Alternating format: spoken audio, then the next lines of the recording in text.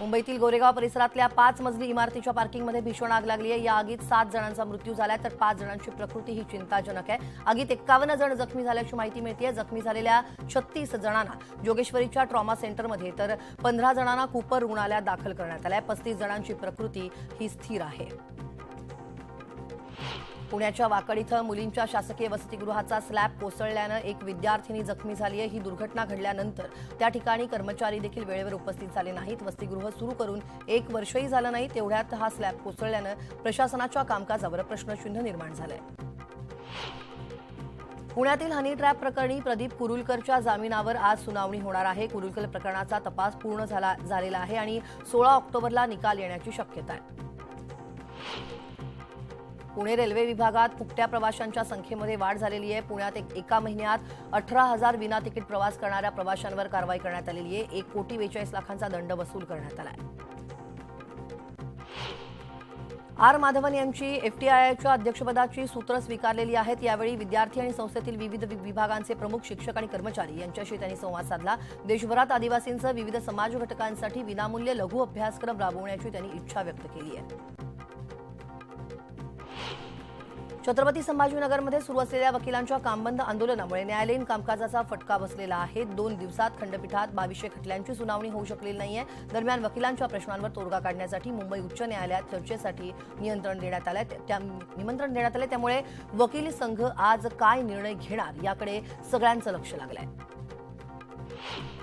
बीड जिल्ह्यातील रेशीम उत्पादनात मोठी वाढ झाली आहे। बीड बाजार समितीमध्ये 3 महिन्यात 224 टन कोशाची आवक झालेली आहे। शेतकऱ्यांना 11,09,993 रुपये अदा करण्यात आले।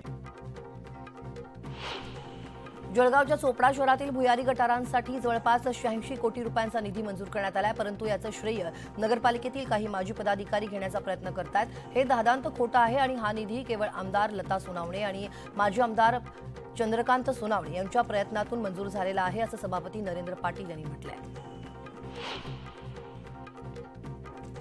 नगर अर्बन मल्टीस्टेट शेड्यूल बँकेचा बँकिंग व्यवहार करण्याचा परवाना रिझर्व्ह बँक ऑफ इंडियानं रद्द केला आहे। केंद्रीय निबंधकांचा पुढील आदेश पारित झाल्यानंतर बँकेमध्ये ठेवलेला पैसा परत देण्याबाबतची प्रक्रिया सुरू करण्यात येईल, अशी माहिती बँक प्रशासनानं दिली आहे। या बँकेच्या 36 शाखांमध्ये 322.59 कोटी रुपयांच्या ठेवी आहेत। पुणे जिल्ह्यातील खेडच्या कडूस परिसरात बिबट्याची दहशत पसरली आहे। वारंवार या परिसरातील पाळीव प्राण्यांवर बिबट्या हल्ला करत असल्याच्या घटनांमध्ये वाढ झाली आहे। आता पुन्हा या परिसरात बिबट्याचं दर्शन झाल्यानं नागरिकांमध्ये भीतीचं वातावरण निर्माण झालंय। पावसानं उघडीप दिल्यानं उत्तर पुणे जिल्ह्यातल्या ग्रामीण भागात पहाटे धुक्याची चादर पसरल्याचं चित्र पाहायला मिळालं। गेली 2 दिवसांपासून पावसानं पाठ फिरवलेली आहे आणि दुपारी कडाक्याचं ऊन देखील पडतंय। जवळच सांगलीत धुक्याची चादर पसरलेली पाहायला मिळते। दिवसभर ढगाळ वातावरणामध्येच कडक ऊन तर अधूनमधून पावसाच्या सरी देखील बरसतात। त्यामुळे वातावरणातील बदल सांगलीकरांना अनुभवायला मिळतोय। दाट धुक्यामुळे प्रवास करताना मात्र वाहन चालकांना कसरत करावी लागते।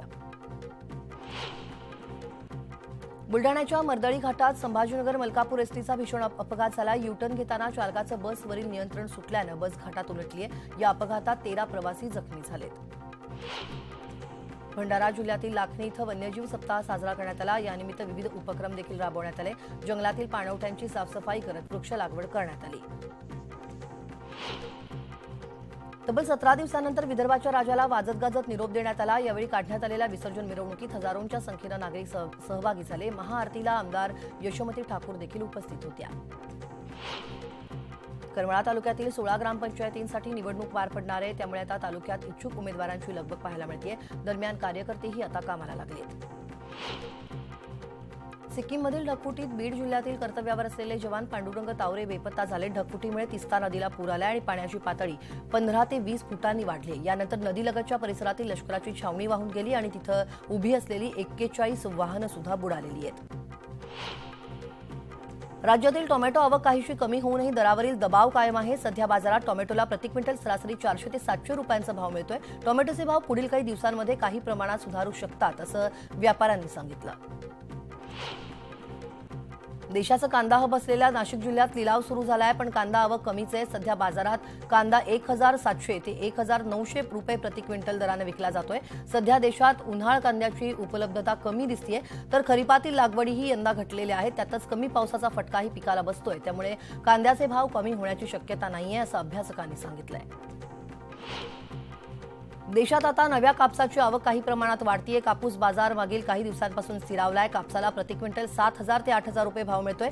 देशात यंदा कापूस उत्पादनात घट येण्याचा अंदाज आहे, त्यामुळे कापसाच्या भावाला आधार मिळू शकतो असं अभ्यासकांनी सांगितलं।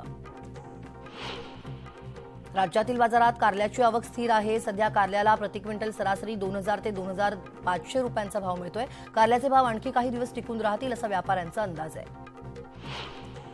देशातील बाजारात सोयाबीनची भाव पातळी सध्या दबावात आहे। सोयाबीनला सध्या प्रति क्विंटल 4,600 ते 5,000 रुपयाचा भाव मिळतोय। देशातील सोयाबीनची भाव पातळी काही दिवस अशीच राहू शकते असा अंदाज सोयाबीन बाजारातील अभ्यासकांनी व्यक्त केला।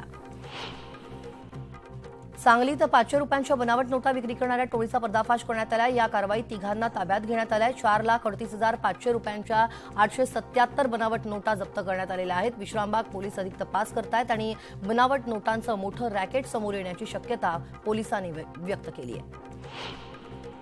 राष्ट्रवादी काँग्रेसमध्ये फूट पडल्यानंतर आता पक्षाच्या चिन्हाचा वाद थेट निवडणूक आयोगात गेलेला आहे। राष्ट्रवादीत शरद पवार गट आणि अजित पवार गट असे दोन गट निर्माण झालेत। दोन्ही गटात पक्षाचं नाव आणि चिन्हासाठी कायदेशीर लढाई सुरू झाली आहे। आज यावरती निवडणूक आयोगात सुनावणी पार पडणार आहे।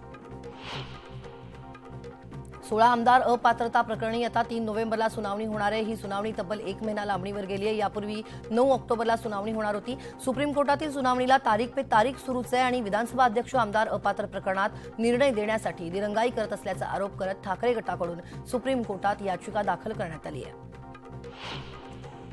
राज्यातील ग्रामपंचायत निवडणुकीला हायकोर्टात आव्हान देण्यात आलंय। नागपूरसह इतर जिल्ह्यातील सरपंचपदाचं आरक्षण 50% गेल्याचा याचिकेत दावा करण्यात आलाय। निवडणूक घेण्यापूर्वी सरपंचपदाच्या आरक्षणात आवश्यक सुधारणा करण्याची याचिकेत मागणी करण्यात आली आहे। मुख्यमंत्री एकनाथ शिंदे यांनी राज्यातील आरोग्य व्यवस्थेचा आढावा घेतला। यावेळी प्रत्येक जिल्हाधिकाऱ्यांनी आपल्या जिल्ह्यातील सर्व शासकीय रुग्णालयं, महापालिका आणि नगरपालिकांची रुग्णालयं, प्राथमिक आरोग्य केंद्र, वैद्यकीय महाविद्यालयांच्या अखत्यारीतील रुग्णालयांना तात्काळ भेट देऊन पाहणी करण्याच्या सूचना त्यांनी केल्यात। तसंच सद्यस्थितीचा अहवाल सादर करण्याचे आदेशही मुख्यमंत्र्यांनी जिल्हाधिकाऱ्यांना दिलेत। उपमुख्यमंत्री देवेंद्र फडणवीस आज दिल्ली दौऱ्यावरती आहेत। ते केंद्रीय गृहमंत्री अमित शहांनी बोलावलेल्या बैठकीला हजर राहणार आहेत। शहांनी नक्षलग्रस्त भागातील राज्यांची आढावा बैठक बोलावली आहे। या बैठकीला हजर राहण्यासाठी काल मुख्यमंत्री एकनाथ शिंदे देखील दिल्लीत पोहोचलेत। भाजप प्रदेशाध्यक्ष चंद्रशेखर बावनकुळे आजपासून 2 दिवस कोल्हापूर दौऱ्यावरती आहेत। ते हातकणंगले आणि कोल्हापूर लोकसभा मतदारसंघाचा आढावा घेणार आहेत। पक्षांतर्गत कार्यकर्त्यांच्या नाराजी दूर करण्याचं बावनकुळे यांच्यासमोर आव्हान आहे। कोल्हापूरच्या पालकमंत्रीपदी वर्णी लागलेले हसन मुश्रीफ आज कोल्हापुरात येणार आहेत। या ठिकाणी ते जिल्हा नियोजन आयोगाची बैठक घेणार आहेत। या बैठकीला समरजित घाटगे देखील उपस्थित राहणार असल्याचं सांगण्यात येत आहे। मनोज जरांगे पाटील यांनी विठुरायाचं दर्शन घेतलंय। यावेळेस त्यांनी विठुरायाला साकडं घातलं। या सरकारला सद्बुद्धी द्यावी, आमच्यावरती अन्याय होतोय, तो अन्याय दूर व्हावा आणि मराठ्यांना तातडीनं आरक्षण द्यावं अशी प्रार्थना त्यांनी यावेळी केली। शरद पवार गटाचे नेते जितेंद्र आव्हाड यांनी अण्णा हजारेंमुळे देशाचं वाटोळं झालं असं ट्विट केलं होतं। यावर आता वकिलांशी चर्चा करून आव्हाड यांच्यावर अब्रू नुकसानीचा दावा करणार असल्याचं वक्तव्य अण्णा हजारे यांनी केलंय। माझ्यामुळे देशातील नागरिकांचं भलं झालं, मात्र त्यांच्या काही कार्यकर्त्यांना सत्तेपासून दूर व्हावं लागलं याची खंत त्यांच्या मनामध्ये असावी, म्हणून आव्हाडांनी असं ट्विट केलं असावं असंही अण्णा हजारे म्हणाले। रोहित पवार यांच्या बारामती अॅग्रोच्या 2 युनिट्सवर 6 ऑक्टोबरपर्यंत कारवाई न करण्याचे आदेश कोर्टानं महाराष्ट्र प्रदूषण नियंत्रण बोर्डाला दिले होते। त्यामुळे या प्रकरणी आज सुनावणी होणार आहे। त्यामुळे या सुनावणीकडे सगळ्यांचंच लक्ष लागलंय।